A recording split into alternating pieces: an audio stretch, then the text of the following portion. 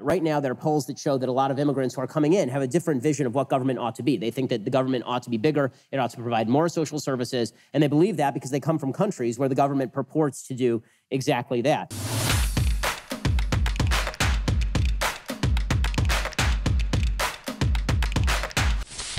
I would like to ask you about something you said in your podcast today, I believe it was, about immigration and how if we just have open borders or just open them or more, I guess, that a lot of immigrants will come in and basically just change our values and our American ideals. But I would disagree with that because, I mean, those ideals are written into our Constitution. They're kind of ingrained.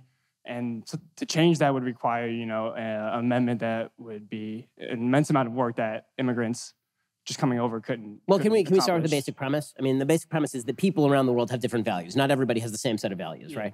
Mm-hmm. So if a group of people come in from an area where people have different values, that's presumably going to have some impact on the community unless they change their values to adapt to the community into which they are integrating. That's how we were built, right? Right, and one of the reasons that we were built that way is actually specifically because of lack of a big government system. So a big government system actually creates a disincentive to assimilate. So when my great-grandparents got to the United States in 1907, when they got here, they didn't speak English.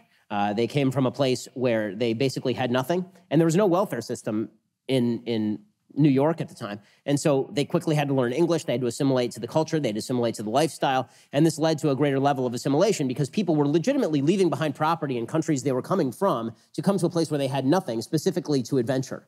Right, specifically to try and grow a new life here without the help of a government. Well, one of the big problems that we have is vision of government. Right now, there are polls that show that a lot of immigrants who are coming in have a different vision of what government ought to be. They think that the government ought to be bigger, it ought to provide more social services, and they believe that because they come from countries where the government purports to do exactly that. If people aren't assimilating, that is a problem for the predominant culture in the United States, and I think that that's a bad thing. I'm not talking about the cultural mores that make America more fun, make us richer, diet, religious differences, stuff like that. I'm talking about root values as far as what you think the government should do for you or how social fabric should be built or how men and women should treat each other, because that's very different around the world.